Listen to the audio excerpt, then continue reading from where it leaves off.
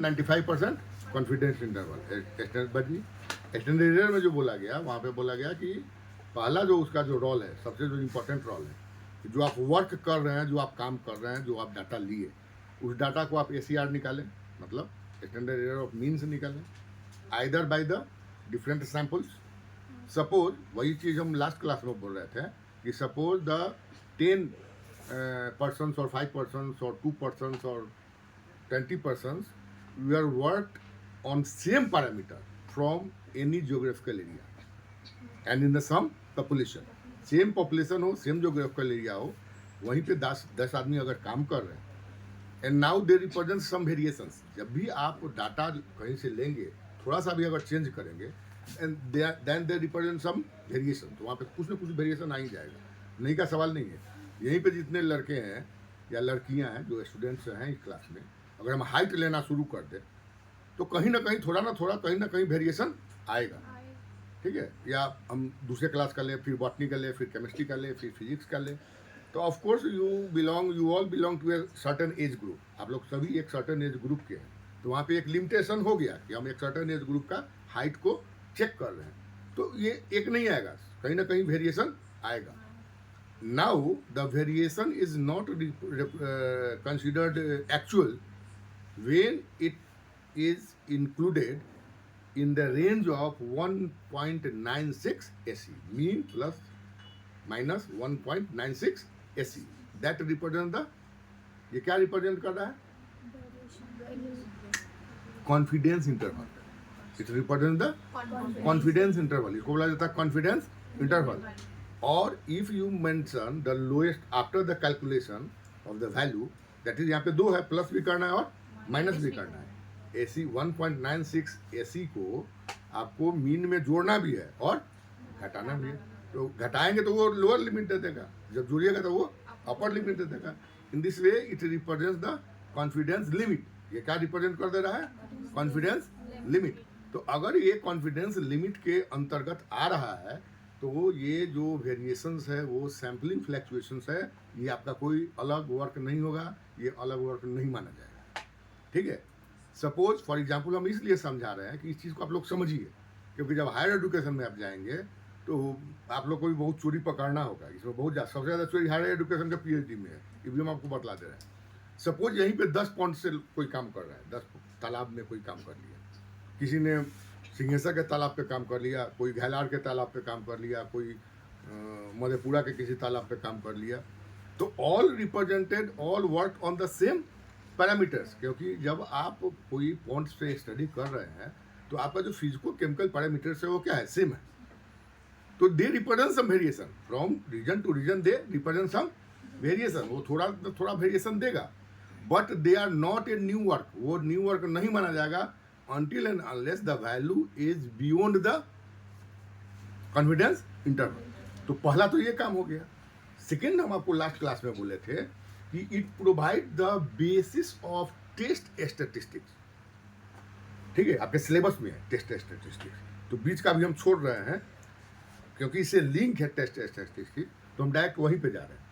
तो test statistics फिर अलग अलग बतलाएंगे हम, इसका अलग अलग भी है, वो बतलाएंगे। अभी टेस्ट स्टैटिस्टिक्स को हम बतला रहे हैं। तो now it provide the basis of the test statistics. ये टेस्ट स्टैटिस्टिक्स को बतला रहा है, इसका प्रिंसिपल यहीं पर है। क्योंकि हम बोले ना कि जब आप बायोमेट्री पढ़ेंगे, बायो स्टैटिस्टिक्स पढ़ेंगे, तो 2-3 कंपोनेंट बहुत इंपॉर्टेंट है। पहला कि इसका आधार क्या है, इसका डेरिवेशन ऑफ फॉर्मूला क्या है, फॉर्मूला कैसे डिराइव हो रहा है, और तीसरा इसका इलस्ट्रेशन क्या है, इसका सिग्निफिकेंस क्या है। इतना ही बात पे आपको ध्यान देना है और इतना ही बात पे आपको नोट्स डिजाइन करना है, नोट्स को बनाना है। तो इसका बेसिक जो है टेस्ट स्टैटिस्टिक्स का, वो कहाँ पे है? वो कहाँ पे है? स्टैंडर्ड एरर पे, स्टैंडर्ड एरर पे। Because one population represent the 1.96 value. अगर आप ले रहे हैं तो क्या कर रहा है? एक पॉपुलेशन का वो 1.96 दे रहा है। Second work again represent the 1.96 value. That means here T means the test statistics. T क्या रिप्रेजेंट कर रहा है? Test statistics, the value of the test statistics. It may be different types, इसके बहुत अलग अलग तरह के होते हैं। जैसे आप ही के सिलेबस में जेड है, एफ है, आपको एनोवा है, काई स्क्वायर है, बहुत सारा है। उसमें कुछ पैरामेट्रिक होते हैं, कुछ नॉन पैरामेट्रिक होते हैं, वो हम बाद में देखेंगे, क्योंकि आपको नॉन पैरामेट्रिक नहीं पढ़ना होता है।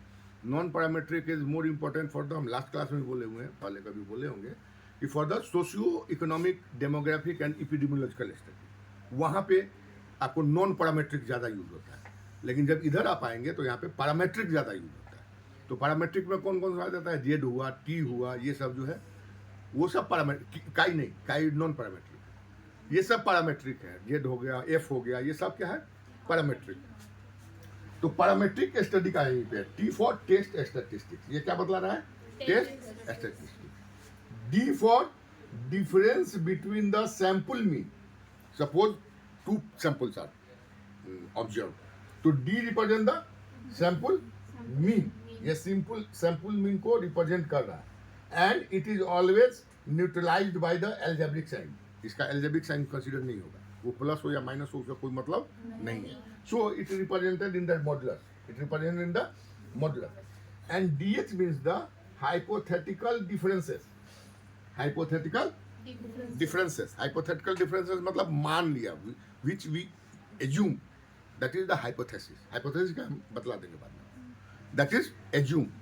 इन स्टैटिस्टिक्स, स्टैटिस्टिक्स में it is the general principle that we observe that there is no difference, हम इसको क्या लेके चलते हैं, there is no difference। Statistical जब भी एनालिसिस होगा टेस्ट स्टैटिस्टिक्स का, तो उसको हम बोलते हैं कि there is no difference, यहाँ पे कोई डिफरेंस नहीं है। so the DH becomes, DH क्या हो जाएगा, we assume in the statistical analysis or in the test statistics that there is no difference between the samples, between the mean of samples. That means what will be the value of DH, become 0। इसमें इतना दिमाग लगाने का हो सकता है। यहाँ पे बोला गया hypothetical difference, that is the difference। वो पूछ रहे हैं कि इसका डिफरेंस आप क्या लेके चल रहे हैं, तो हम बोल रहे हैं कि in statistics it is assume that there is no difference, हम मान के ये चलते हैं कि यहाँ पे कोई डिफरेंस नहीं है। इसको हम क्या बोल, तो क्या हो जाएगा, ये वैल्यू 0 हो जाएगा। That means the actual mean difference, अब यहाँ पे क्या वैल्यू हो गया, केवल actual mean difference divided by standard error of differences of the standard error of both samples, divided by standard error of both samples, दोनों सैंपल्स के standard error का जो डिफरेंस होगा, ठीक है, उससे अगर हम उसको डिवाइड कर दें, किसको डिवाइड कर दें, हाँ, difference between mean, it gives the value of T. तो ये किसका वैल्यू दे देगा, टी का। टी हम किसको बोल रहे हैं, test statistics. And if the T value is T value falls in 0.05 range, 0.05 range, कल समझाए हैं मैंने लास्ट क्लास में, 0.05 रेंज, कि नहीं समझाए हैं, समझाए हैं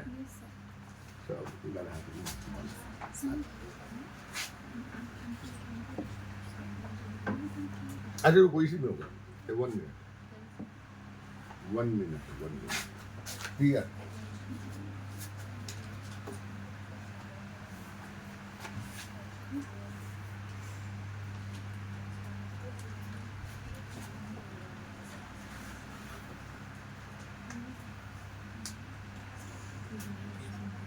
See the graph here. Here it is the normal distribution. ये हम आपको कल बतलाए थे। It is the normal distribution graph. Clear? And this range is the 95% confidence interval from here to here. ठीक है? Demarcated by the allo region. Demarcated by the allo region. That means it represents 2.5 in one end and 2.5 in another end. ठीक है? Second, red represents the 99% confidence interval.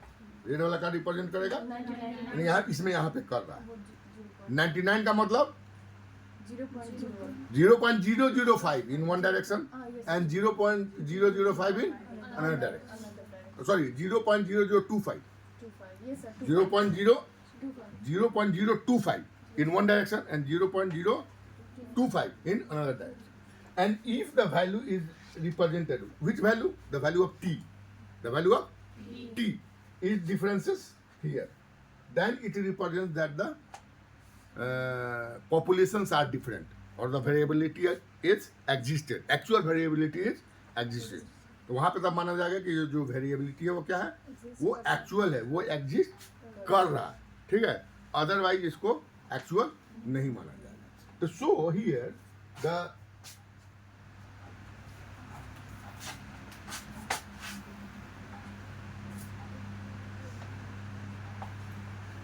t value represented the degree of significance. Degree of significance. Degree of significance. Yes, significance degree को बतला रहा है. And now, whensoever we will study, जब हम लोग study करेंगे टी टेस्ट, काई test जो भी करेंगे, तो they represents a numerical value with respect to the respective test table. जैसे आप वहाँ पे कैलकुलेशन करिएगा तो आपके पास अगर मोबाइल वगैरह होगा तो बाद में कभी क्लास के बाद देखिएगा, उसको खोलिएगा, लिखिएगा कि tea table, T statistics table, तो आ जाएगा, एक टेबल आएगा, उसमें वो वैल्यू दिया होगा, ठीक है. इन वन डायरेक्शन, जी अगर काई होगा तो काई का आ जाएगा, जेड होगा तो जेड का आ जाएगा, सब आ जाएगा, टोटल आएगा. तो now you collaborate the value with the table value, and that represents the degree in term of probability. In term of probability. तो प्रोबेबिलिटी हम आपको लास्ट क्लास में बतला चुके हैं कि probability is also always represented in term of one. In term of one. Probability जब भी रिप्रेजेंट होगा तो किस फॉर्म में होगा, एक के फॉर्म में. That means if the T value is present in P value 0.05 in one tail structure, माने एक तरफ, और 0.025 in two tail structure, 0.25 here and 0.025 here, ठीक है. Then the value represents the significant variation. That the represent the significant variation. Otherwise, the variation is considered as the non-significant. Clear? These two important work is related with the standard error. Clear? यहाँ पे कोई दिक्कत नहीं है, ये है, कोई problem नहीं. चलिए, तो इतना आप लोग लिख लीजिएगा नोट्स वगैरह में. चलिए, अब यहाँ पे इसका इलस्ट्रेशन हम बाद में बतला देंगे, अभी तत्काल आप इस चीज को देख लीजिए. ये आपके सिलेबस में है.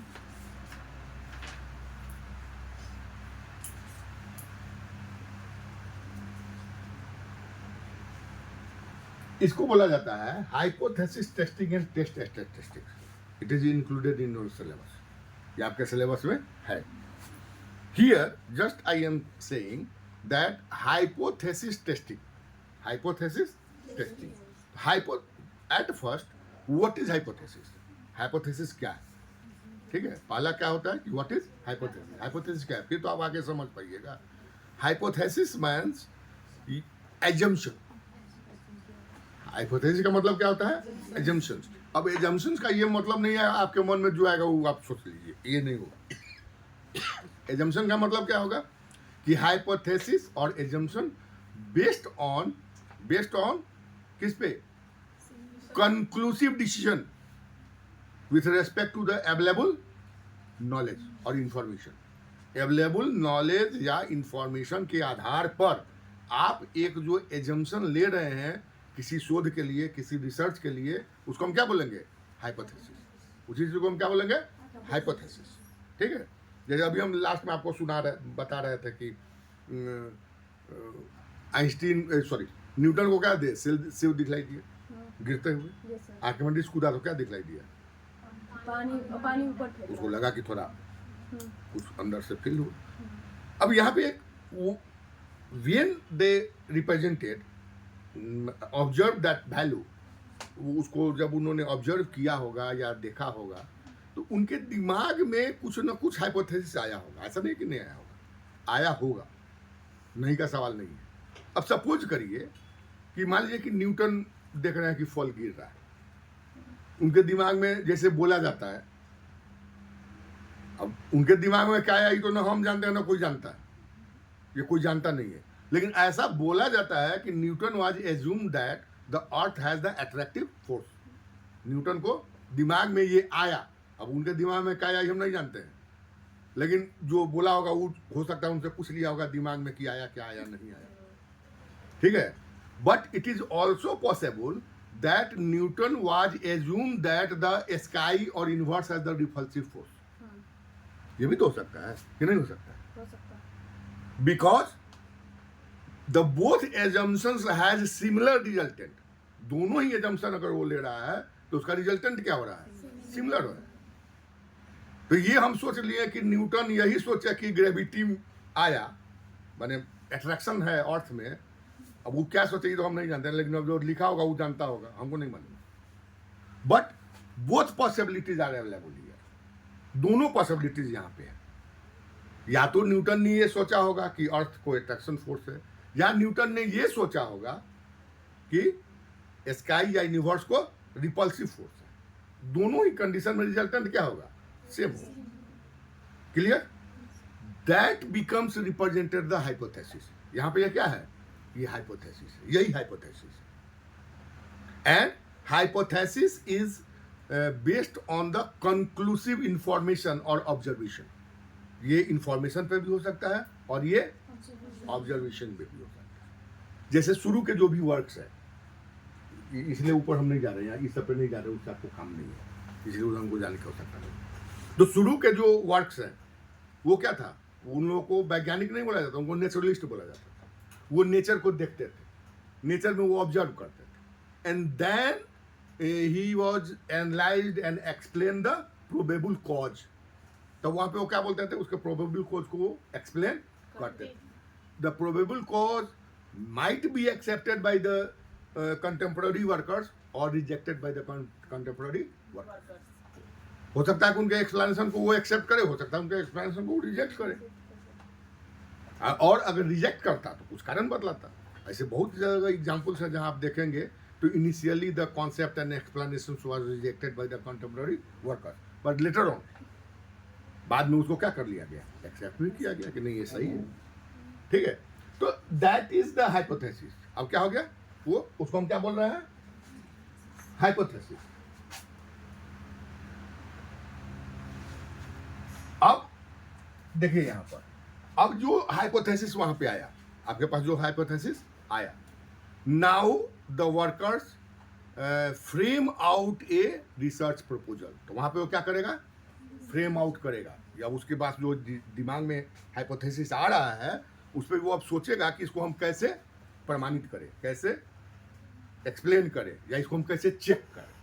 तो जब चेक करने के दौरान वो क्या करेगा, दे डिजाइंड ए रिसर्च, वो एक रिसर्च को डिजाइन करे कि हम ऐसा करेंगे, ऐसा करेंगे, ऐसा करेंगे, ऐसा करेंगे। तो मेरा जो हाइपोथेसिस है वहाँ पे थोड़ा क्या होगा, इंफॉर्मेशन प्राप्त होगा कि ये मेरा जो बात है मन में वो सही है या गलत है, या मेरी जो हाइपोथेसिस है वो सही है या गलत है।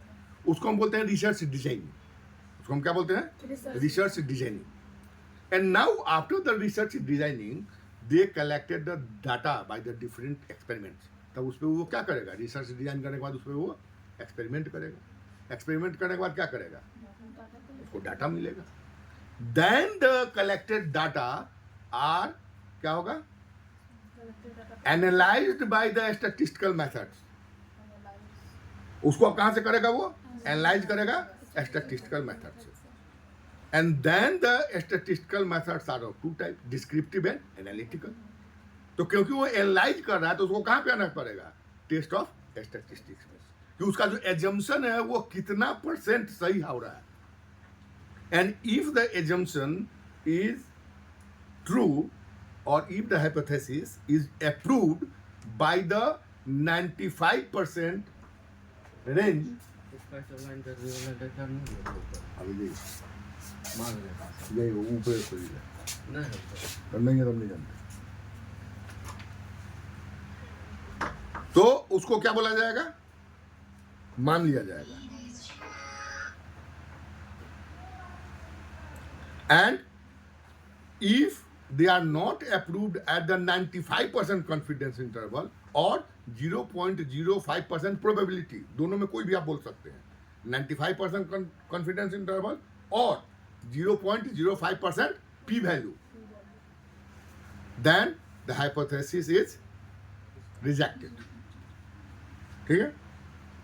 अब आप लोग के दिमाग में एक बात आ सकता है, नहीं आया तो आप लोग गधा हैं, कि जो रिजेक्ट हो गया उसको शोध या पीएचडी माना जाए कि नहीं माना जाए. दिमाग में आया नहीं बात.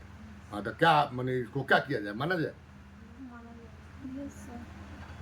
इसका काम को कुछ बेटा इतना मेहनत किया तो उसको कुछ अवार्ड रिवार्ड दिया जाए कि नहीं दिया जाए, दिया जाए. हैं? अरे दिया जाए, उसमें कितना है, हाथ उठाओ. मस्ती नहीं है सर. आप बोले थे अगर उसका वर्क उस हिसाब से रहा तब दिया जाए. नहीं नहीं, I my question is that when the hypothesis is rejected by the experimental results, then the work is considered for the award or not. It is my question. मेरा ये क्वेश्चन है. If a person is presented a hypothesis, designed a research proposal, collected the data, and the data results are rejected the hypothesis by the statistical analysis, then the work, will the work is considered, will the work considered for award? Yeah, would the result consider for the award?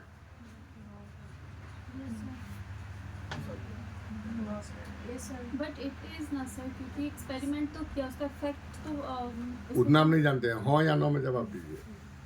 किया कि नहीं किया, मेहनत किया, क्या किया, उस सबको मतलब नहीं.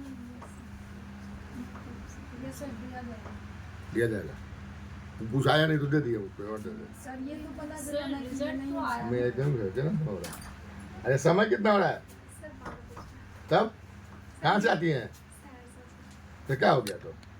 कंसीडर सॉरी हाँ, टैली नहीं हाँ. किया. That will consider better work. वो अप्रूवल से ज्यादा अच्छा माना जाता है, because the result will block A direction for the further research and save the money and labour of other persons and community. क्योंकि वो बोल दिया कि नहीं ये गलत है, ये हो ही नहीं सकता है. ईमानदारी पूर्वक बीएन मंडल वाला स्टाइल में नहीं बोल रहे हैं. तो वो क्या किया कि फर्दर जो लोग वर्क करते हैं, if you present a affirmative result, then your result will be again checked by the different societies. मान लीजिए कोई रिजल्ट आ रहा है, कोई नया रिजल्ट आ रहा है, तो हम भी उसको चेक करना चाहेंगे कि बोल रहा है वो सही है कि नहीं है. दूसरा भी चेक करना चाहेगा, ये बोल रहा है वो सही है कि नहीं. मेंडल को ही आप देखिएगा, अगर Mendel was presented the result and after the discovery of the Mendel experiments in the late part of the 1800th century, after the 1900, more and more work were initiated on the hybridization technique. Watson हुआ, कौन हुआ, Morgan हुआ, सब उसी पे काम करने लगे. बट अगर मेंडल पहले ही बोल दिया था कि नहीं, इट इज नॉट पॉसिबल, ये संभव नहीं है, तो काम ही नहीं होता, रुक जाता. तो that is the more reformative. चलिए let us see. And this one here presented in a flow graph, because the research designing, hypothesis testing and research designing is presented in your syllabus also. आपके syllabus में है ये, देखिएगा कहीं ना कहीं. उसी चीज को हम बतला रहे हैं. आज बहुत सारा टॉपिक आपका साथ पढ़ देंगे एक ही साथ. तो here it is a flow graph which is responsible for the method for the designing of a research. जैसे कोई भी आप शोध करने जाते हैं या रिसर्च प्रपोजल देते हैं after the post graduate, government को देते हैं या कहीं भी रिप्रेजेंट करते हैं, तो आपको पहले क्या होना आता है कि आपको प्रॉब्लम डिफाइन करना पड़ेगा कि आप क्या पढ़ना चाहते हैं. ठीक है. अगर आप बोलिएगा कि हम तालाब में पढ़ना चाहते हैं पॉल्यूशन, तो उठा के फेंक देगा रद्दी के टोकरी में. कहेगा जी इसका कोई काम नहीं, फालतू ही। Because the real problem is justified for the development of the either scientific thought और for the benefit of the human beings. ये दो चीज उसमें होना चाहिए, ठीक है, क्योंकि रिसर्च में बहुत खर्च होता है, ये हमेशा ध्यान रखिएगा। आप लोग जो पीजी में पढ़ते हैं इसमें गवर्नमेंट का खर्च है या नहीं है, आप सोच के बतलाइए। है, ये पूरे यूनिवर्सिटी सिस्टम जो बना हुआ है इस पे जितना एक्सपेंडिचर आ रहा है पर एनम, आप लोग देखते होइएगा कि बजट में निकलता है कि इतना करोड़ बजट यूनिवर्सिटी को दे दिया गया। Then all budget is divided by the number of students of that particular session। तो सोच लीजिए आप पे कितना खर्च आ रहा है। आप लोग को लगता है कि नहीं हम पे खर्च नहीं है, हमको जो वेतन मिला वो खर्च आप पर है, ये बिल्डिंग जो बना वो खर्च आप पर है। And that expenditure is provided by the state और नेशन। ये आप पे कौन खर्च कर रहा है? नेशन।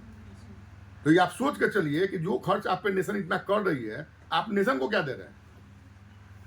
चोरी करके पास कर रहे हैं, नेशन को यही आप दे रहे हैं। चोरी करके पीएचडी कर रहे हैं, तो अपना करियर भी बर्बाद कर रहे हैं और नेशन को भी क्या कर रहे हैं आप? पीछे रहे, ठीक कर रहा है, हाँ चीट कर रहे हैं, ठीक ठीक ठीक ठीक चीट कर रहे हैं। क्योंकि मैं आई साइट आजकल कंप्यूटर पर काम करके तो इतना खराब हो कि किसी का चेहरा ही हमको दिखलाई नहीं देता है। हाँ चीट कर रहे हैं, सही बात है। तो here you define, then you define the objective. जब प्रॉब्लम आ जाएगा तो आपको क्या डिफाइन करना पड़ेगा? ऑब्जेक्टिव। कि आप उस प्रॉब्लम को एक्सप्लेन करने के लिए या जो रिसर्च डिजाइन करिएगा उसका ऑब्जेक्टिव क्या क्या है। जैसे मान लीजिए मेंडल की बात, इसका हम बात कर रहे हैं, न्यूटन की बात। तो न्यूटन ने क्या बोला था? उसको ऑब्जेक्टिव क्या था? हाँ, the force which is responsible for the outcome और फॉलिंग ऑफ द एप्पल, ये उसका ऑब्जेक्टिव, ठीक है। मेंडल ने वर्क किया था, क्या ऑब्जेक्टिव था उसका? मेंडल ने जो किया था उसका क्या ऑब्जेक्टिव था? हाँ, what is the factor responsible for the variation among the population? कौन बोला है वेरिएशन? ठीक बोला, हाँ ठीक बोलता है तो मैं मन खुश होता है, कोई भी जवाब देता है तो सही जवाब। मेंडल का ये वर्क था कि which factor is responsible for the variation, क्योंकि some factors are not available either in the parental stock or in the maternal stock, but they appear in the offspring। उसका ये ऑब्जेक्टिव था, we check which factor, कौन कारण है इसके लिए। तो all work has some objective, वहाँ पे what objective होगा, and then objective determine the hypothesis। जैसे आप ऑब्जेक्टिव लेके आइएगा तो वो क्या डिफाइन करना होगा आपको? एक हाइपोथेसिस, कि आपके ऑब्जेक्टिव के लिए हाइपोथेसिस क्या है बतलाइए। And all these are based on the observation or knowledge। यहाँ पे हम knowledge नहीं लिखे हैं, but observation or knowledge। And observation, that means the observe in natural condition। Knowledge means that is also observation, इसलिए यहाँ पे हम knowledge नहीं लिखे हुए हैं। Observation is also, knowledge is also observation, which we observe from the different literatures। जैसे आप पोस्ट ग्रेजुएट में पढ़ रहे हैं, क्या पढ़े हो आप जानिए,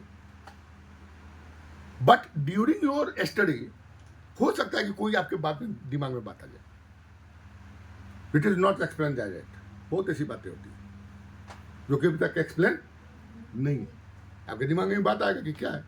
अगर आ गया, now you will design research after the post graduate, कि हम ये चेक करेंगे यहाँ पे रिसर्च गैप है, that is represented as the research gap. उसको हम क्या बोलते हैं?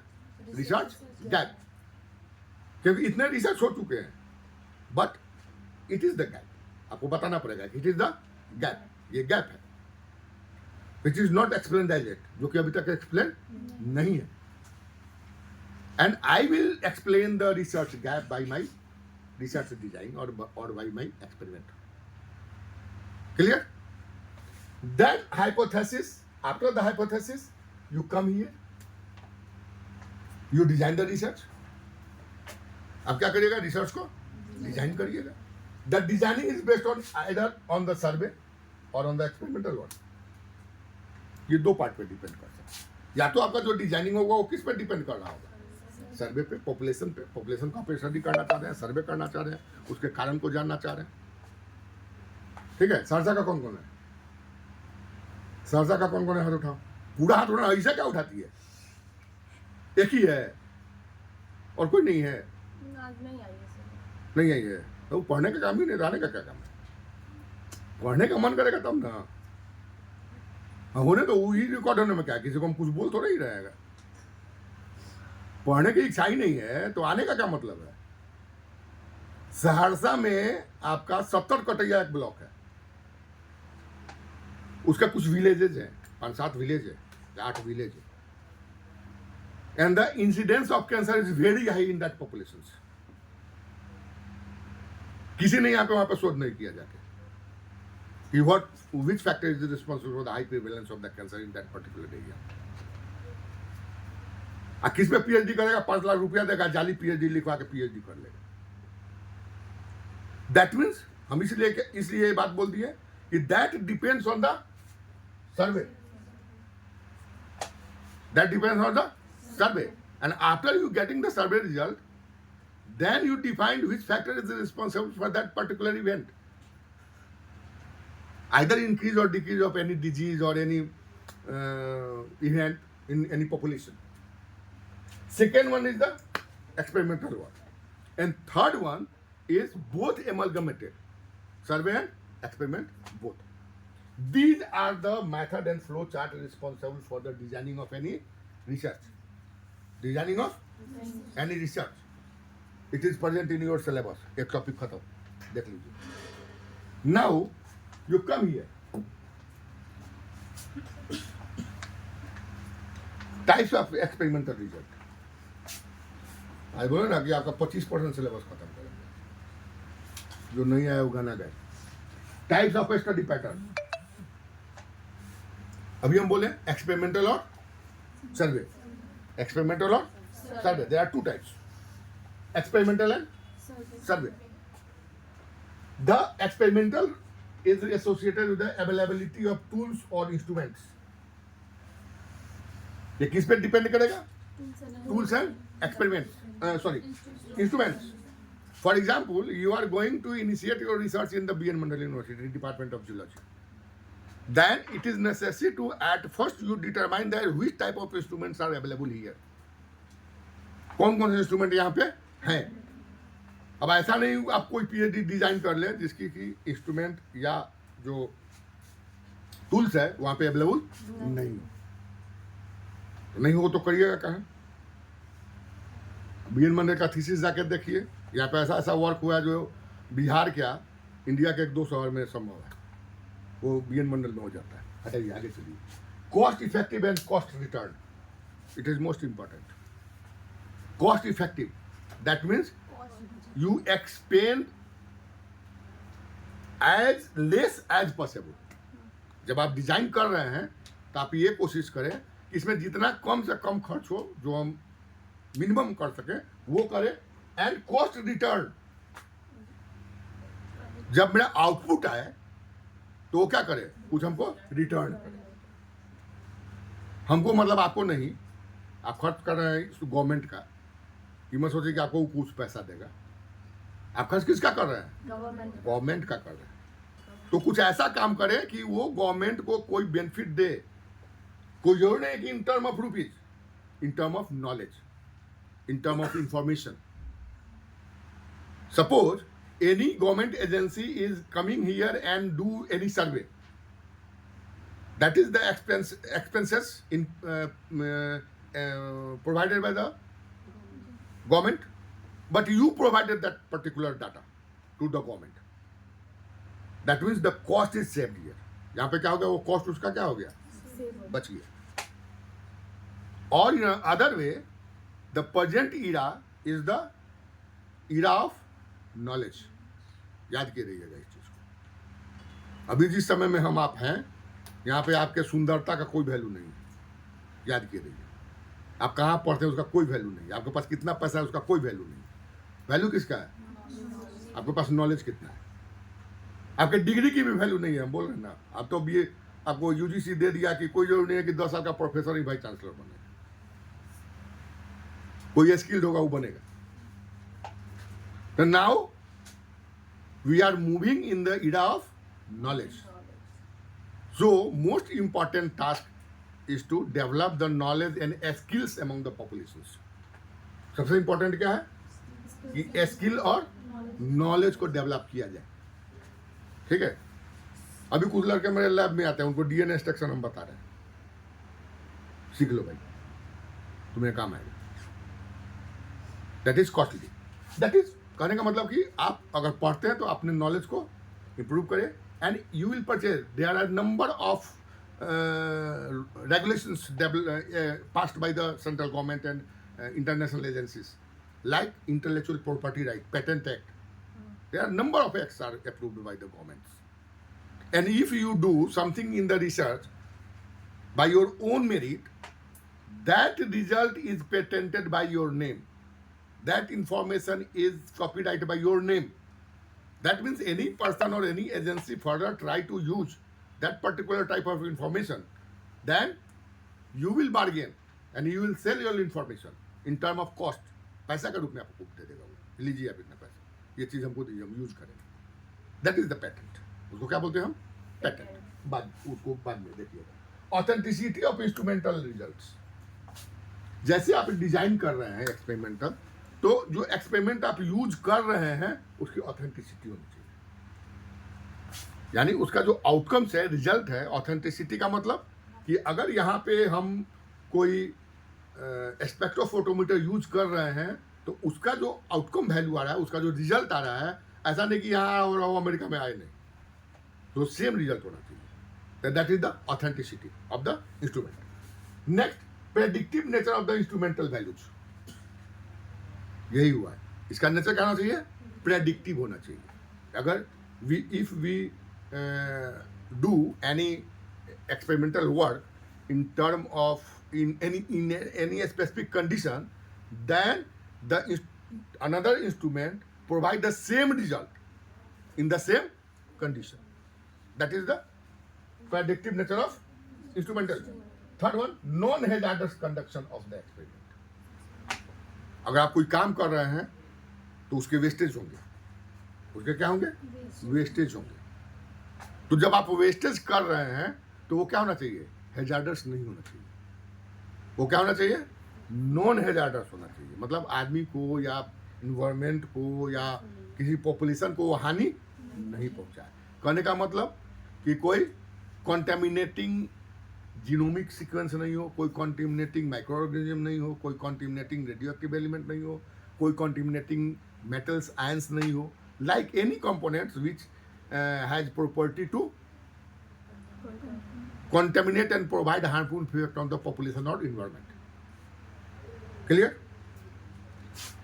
Now, जैसे अभी तुरंत सब हम आप लोग को साथ साथ बताते चल रहे हैं। आप ही क्या पंचानंद जी है जिनको अभी हम बुलवाए, he is working on the arsenic, he is working on the arsenic, effect of the arsenic on the makhana. मखाना समझते हैं ना, खाने में मजा आता है नहीं? तो उसमें जो आर्सेनिक होता है वो ट्राइवेलेंट होता है, पेंटावेलेंट होता है। And if you use the pentavalent arsenic, that is more dangerous, it is carcinogenic. ये क्या होता है? Then when we try to dispose the pentavalent arsenic, it is necessary to at first to oxidise 5 to 3 form. उसको किस में कर देना है? 5 से 3 में, तब उसका if you use the microbial population or genomic study, then you disposed all these things as per the protocol provided by the government agencies. तो उस चीज को देखना। नॉन हार्मफुल बाई प्रोडक्ट्स, दोनों चीज उसी में आ गया। जो आपका बाई प्रोडक्ट हो रहा है वो क्या होना चाहिए? These are the points you must explain in the your notes.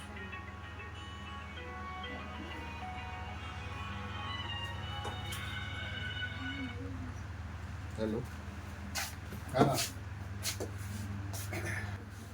Next क्या है? सर्वे में क्या होगा? Determination of population. सबसे इंपॉर्टेंट कि आप कहाँ काम करिएगा, you must determine the population, किस पॉपुलेशन में काम करिए। Second one, fix the time and space. जैसे आप पॉपुलेशन बोल रहे हैं, हम कई बार से बोल रहे हैं कि स्टैटिस्टिकल एंड रिसर्च पॉपुलेशन का मतलब the population present in defined area and defined time. So now you must fix the time and space. Third, determine the parameters to be studied. कौन कौन से पैरामीटर्स का आप स्टडी करिएगा, ये आपको बतलाना। Fourth, determine sample size. अब जो आप स्टडी कर रहे हैं उसका सैंपल का साइज क्या होगा, and the sample size determined on the basis of a formula which I will discuss in my next class or further in my other class. The sample size कितना होगा वो आपको बतलाना होगा, and a formula is available for the determination of sample size. Or if you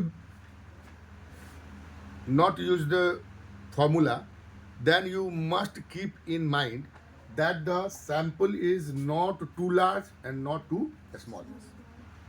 Simply, अगर आप उस formula को use नहीं कर रहे हैं, because for the determination the previous sampling is necessary, उसको हम बोलते हैं precision, precision and degree of variability, वहाँ पे उसकी यूज होती है। तो अगर वो आपके पास नहीं है तो now you determine the number, जो कि बहुत ज़्यादा भी नहीं हो और बहुत कम भी नहीं हो, and you suppose that the sample represent sufficiently the population.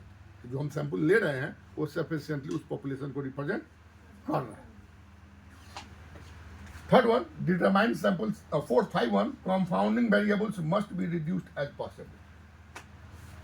Here a new term is present here, confounding variables. इसके पहले हम क्या आपको बतलाए हैं, discrete variable, continuous variable, independent variable, dependent variable, इतना बतला चुके हैं, ये सब आ चुका है कहीं ना कहीं। यहाँ पे एक शब्द आ रहा है आपका confounding variables, and it is most dangerous term for the output of your result. और if you determine the confounding variables, you consult with your supervisor or any expert of the field, because the confounding variable represents that any factor which has chance to affect the outcome of result unknowingly.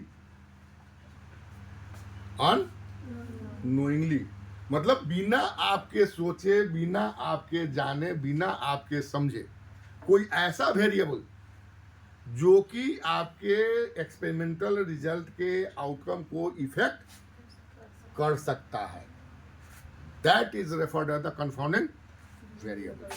उसको हम क्या बोलते हैं, confounding variables.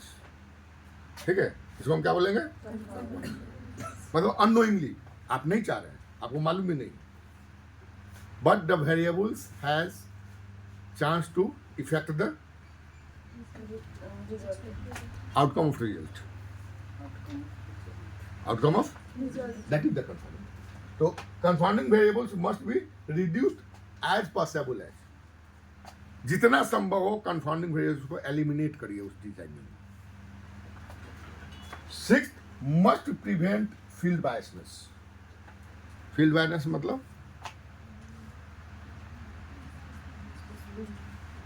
biasness का मतलब क्या होता है, मतलब किसी चीज के लिए आप पॉजिटिवली हाँ ठीक, बैचलर्स का मतलब झुकाव होना, ठीक, सही बात, ये सही है।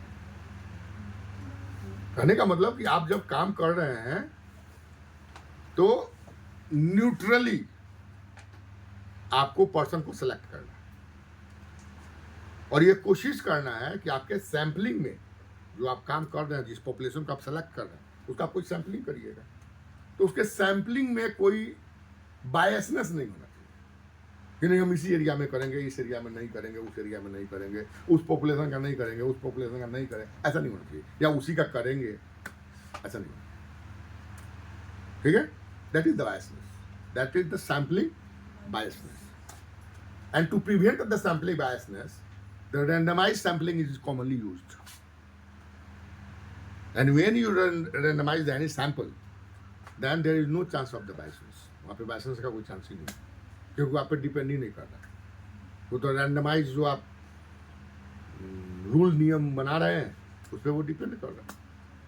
For example, if you going to survey a village and initially you obtain that the village has the 500 houses. ठीक है, आपने ये पहले समझ लिया कि यहाँ पे हाउस कितना है, 500 है. आपने डिटरमाइन कर लिया कि 500 में हमको 50 सैंपल लेना है. हमको कितना लेना है, सैंपल साइज आप बतला देंगे, वो 50 घर से लेना. तो 500 डिवाइडेड बाई द 50 कितना हो गया, 500 डिवाइडेड बाई द 50 कितना हो गया, 10. तो हर एक 10 के बाद अगर आप एक एक लेते हैं तो क्या हो गया, 50 हो जाएगा ना. तो फर्स्ट 10 में आपको जो भी मन करे उसे सेलेक्ट कर दीजिएगा. 1 2 3 4 5 से लेकर 9 तक में जो मन करे उसको आप सेलेक्ट कर लीजिए. उसके बाद हर एक 10वें घर को लेते चले जाइए.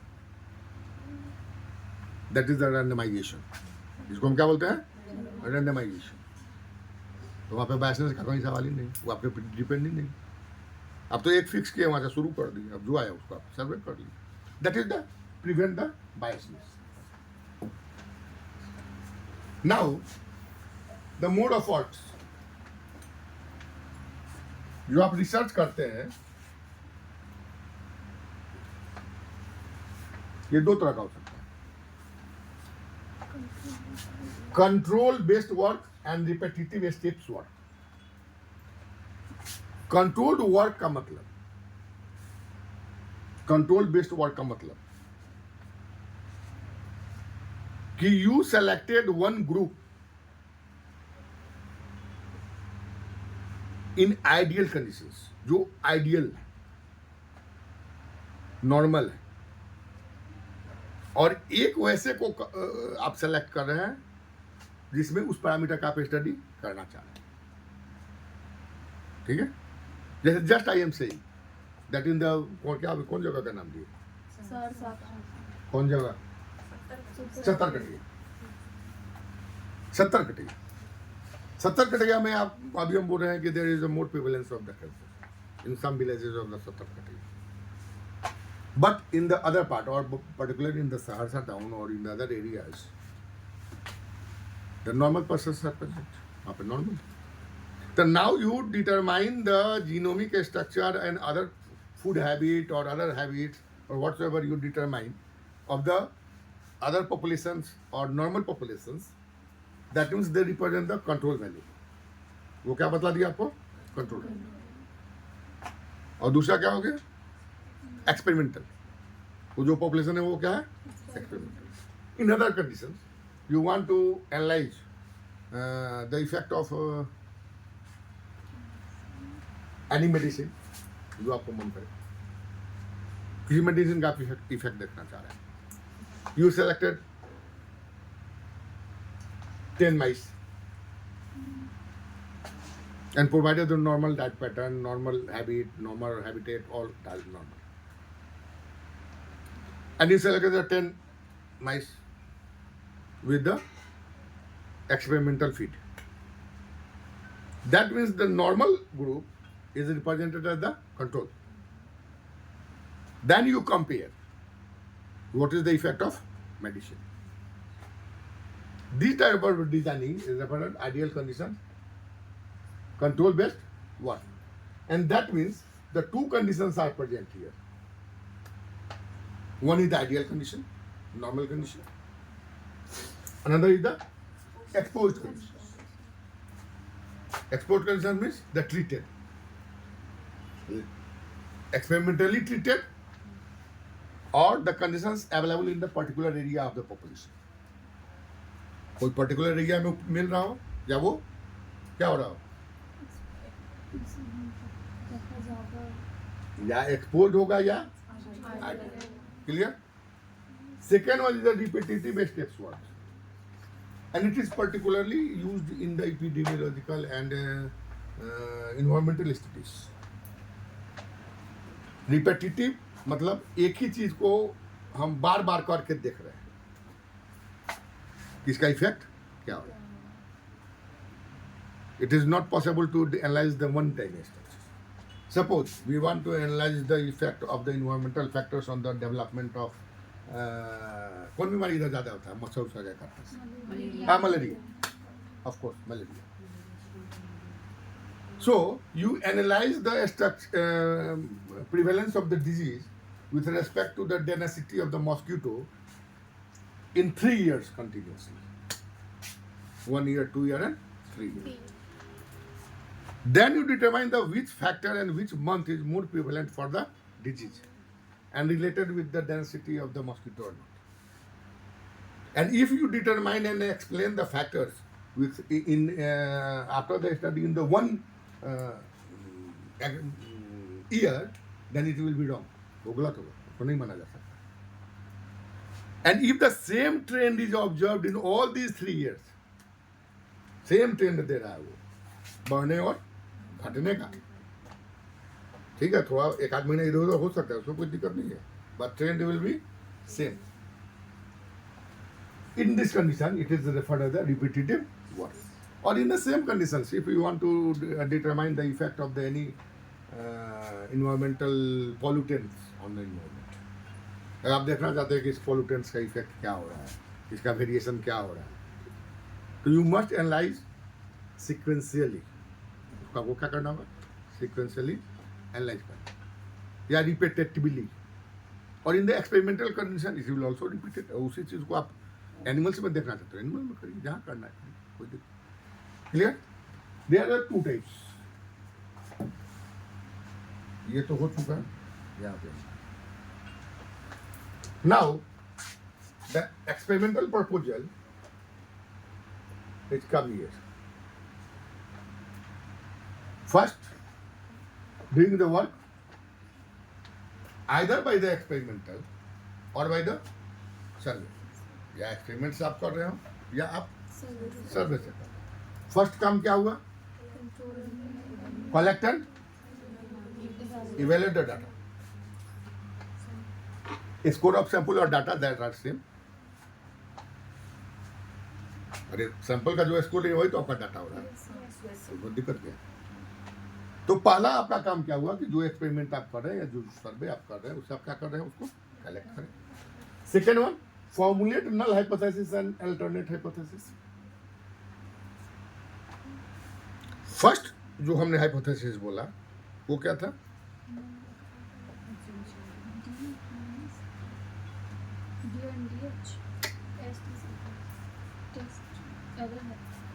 दो हाइपोथेसिस होंगे, उसको बोला जाएगा रिसर्च हाइपोथेसिस. उसको क्या बोला जाएगा, रिसर्च हाइपोथेसिस. यहाँ पे अब जो हाइपोथेसिस आ रहा है, यहाँ पे हाइपोथेसिस आ रहा है after the collection of the data. Data collection के बाद इसको बोला जाएगा स्टैटिस्टिकल हाइपोथेसिस. इसको क्या बोला जाएगा, statistical hypothesis. It is the statistical hypothesis. Then after the development of the statistical hypothesis, there is the two, hypothesis and alternate hypothesis. Hypothesis and alternate hypothesis. Hypothesis is represented by H subscript 0. H, capital H, subscript 0. नीचे क्या लिखेंगे, 0. और उसको 0 नहीं पढ़ के बोला जाएगा H नॉट. वो क्या बोला जाएगा, H not. And alternate hypothesis is represented by HA, capital A. H also in the subscript. ये कहाँ पे होगा, सबस्क्रिप्ट में होगा, नीचे. सबस्क्रिप्ट समझ रहे हैं ना, सुपर स्क्रिप्ट, सबस्क्रिप्ट, कि नहीं समझ रहे हैं. चलिए, now after the development of the statistical माना नल हाइपोथेसिस, उसको क्या बोला गया, नल हाइपोथेसिस. इसको बोला गया अल्टरनेट. नल हाइपोथेसिस का मतलब, नल हाइपोथेसिस वही होगा जो आपका वो हाइपोथेसिस है, मतलब पहले वाला रिसर्च हाइपोथेसिस. अगर वो गलत हो गया तो क्या सही हो जाएगा? अल्टरनेट। अगर वो गलत हुआ तो कौन सही हो गया? Alternate hypothesis. तो यह आपका नल है, अब आपको क्लियर हो जाएगा। या आपका नल हाइपोथेसिस अप्रूव हो या आपका alternate hypothesis approve. In any condition your work is considered. Either your null hypothesis is accepted or your alternate hypothesis is accepted. कोई एक accept होगा. And after the development of the hypothesis, you select the statistical type. मतलब test statistics का type. Which type of test statistics you will select for the test of statistical hypothesis. ये जो statistical hypothesis आप develop कर रहे हैं उसको check करना है कि कौन सही है, नल सही है या अल्टरनेट सही है. And here it is most important part. यहाँ पे अगर गलती करेगा तो पूरा रिसर्च आपका उलट जाएगा. To select the accurate statistics, test statistics. किस टेस्ट स्टैटिस्टिक्स को आप यूज करिएगा, ठीक है. After the selection of the test statistics you determine the distribution of the statistical value. Statistical value का मतलब वही हम जो बोल रहे हैं पी वैल्यू, उसका कुछ टी वाला जो कुछ वैल्यू आएगा ना, that is the value of the statistical value. Then you determine the distribution nature. Distribution nature means कितने पे है, 0.05 पी पर है या 0.01 पी पर है या 0.5 पर है, 5 पर भी हो सकता है ना, या 0.4 पर है. और हमने बोला कि if it is beyond the 0.05 then it is referred as the significance. Significance at 0.05 region और रिजेक्शन रीजन. तो या तो उसमें होगा या वो रिजेक्शन में चला जाएगा. कौन? Null hypothesis. कौन? अब चेक किसको कर रहे हैं? Null hypothesis. और जैसे नल हाइपोथेसिस चेंज होगा, मतलब क्रॉस होगा, तो कौन सही हो जाएगा? अल्टरनेट. क्लियर? और यहां भी ये क्या माना जाएगा? यहां क्या माना जाएगा? कि there is no difference. There is no difference between the mean of result and mean of actual score. Mean of research score and mean of actual score. Alternate यहीं पे यही माना, सॉरी नल यही माना जाएगा. इसलिए बोला गया H0. जस्ट लाइक अगर आप लोग को दिक्कत हुआ है तो just like in the pleader system. Bharat में आपका जो कानून है, व्यवस्था, वो किस पे है? इन इंडियन लीगल सिस्टम क्या माना जाता है? अरे संविधान, हम लीगल सिस्टम का बात कर रहे हैं यार, कॉन्स्टिट्यूशन का नहीं बात कर रहे. हटाओ supreme court high court. Indian legal system null hypothesis पे डिपेंड है. आप अगर पकड़ा गए तो आपको निर्दोष माना जाता है. हाँ, जब तक साबित न हो जाए. आपको क्या माना जाता है? निर्दोष. You are null. जब तक कि आप कन्विक्ट नहीं हो जाए. And here there is again two process. अगर आप लीगल सिस्टम को देखेंगे, समझने के लिए बोल रहे हैं, इसको नोट्स में नहीं लिखिएगा. अगर इंडियन सिस्टम, प्लीडर सिस्टम को भी देखिएगा तो यहां भी इसके दो आउटकम्स हैं. मान लिया गया कि आप निर्दोष है, but there is 2 possibility there. यहाँ पे 2 पॉसिबिलिटी है कि या तो आप निर्दोष है या आप दोषी है. या आप निर्दोष है या आप दोषी है. प्लीडर सिस्टम क्या मान रहा है? इंडियन लीगल सिस्टम क्या मान रहा है? कि आप निर्दोष है. इंडियन लीगल सिस्टम क्या मान रहा है? कि आप निर्दोष है. पुलिस क्या मान रही है? कि आप दोषी हैं. And now it is the duty of the police to prove that you are culprit. ये ड्यूटी किसकी है? पुलिस की. इसी का लाभ अपराधी उठाता है. यहाँ पर सुन लीजिए, बिकॉज लोग बोलते हैं ना कि जज साहब क्यों छोड़ दिए, उसमें जज साहब की गलती नहीं, because in the I of law और इन द आई ऑफ जज द पर्सन इज इनोसेंट, वो पर्सन इनोसेंट है। पुलिस इतना चिल्लाना चिल्लाए, until and unless the crime is not proved by the police और सरकारी वकील साहब मान लेके कोई कोई गड़बड़ो करता है लोग, ठीक है। And here again two processes, इसको ध्यान से सुनिए क्योंकि ये दोनों डिपेंड कर रहा है।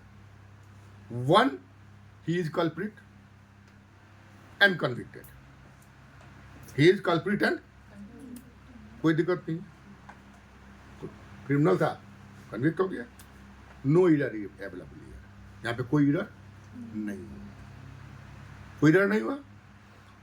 दूसरा कंडीशन, अगर वो सही हो गया तो अल्टरनेट गलत हो गया। यहाँ पे टू हाइपोथेसिस क्या आ रहा है, one he is culprit and convicted, second he is innocent, दो अल्टरनेट यहाँ पे, मतलब ही इज कल्प्रिट और he is not culprit. He is not culprit means he is innocent, अगर वो कल्प्रिट नहीं है then he is innocent. The H not represents that he is innocent. H not, as per the Indian pleader system, as per the Indian pleader system, he is innocent. Alternate बोलता है कि he is culprit. One is null hypothesis, one is alternate hypothesis. Judgment, innocent, पहला तो क्या बना है, innocent, and he is innocent, he is innocent and he is not convicted, result ठीक है, करेक्ट हो गया। दूसरा, ही is innocent but convicted, he is innocent but convicted. जज साहब गलती किया कि सही किया, गलती कर दिया, गलती कर दिया ना। In term of statistics, it is referred as alpha error. मिलेगा, आगे आ जाएगा हाइपोथेसिस टेस्टिंग में। इसको हम क्या बोलते हैं, अल्फा एरर। किताब जब पढ़ेंगे you are, if you going through the books, आपको मिलेगा alpha error, it is referred as alpha error. Second, innocent वाला बात बोले तो वो तो इनोसेंट मान रहा है उसको। Second, he is culprit and convicted, कोई दिक्कत नहीं, ही इज कल्प्रिट बट रिलीज, तब क्या हो गया, फिर गलती हो गई, गलती हुआ ना, फिर नहीं हुआ, it is referred as beta error, it is referred as beta error in term of statistics or in term of the hypothesis testing. Which one is more dangerous? Beta. कभी भी नेट में पूछेगा, जवाब दे दीजिएगा बीटा एरर। हाँ hello,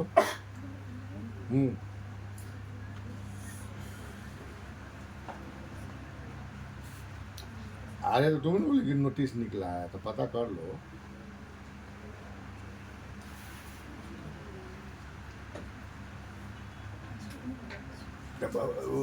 मिल लो इस हिसाब से।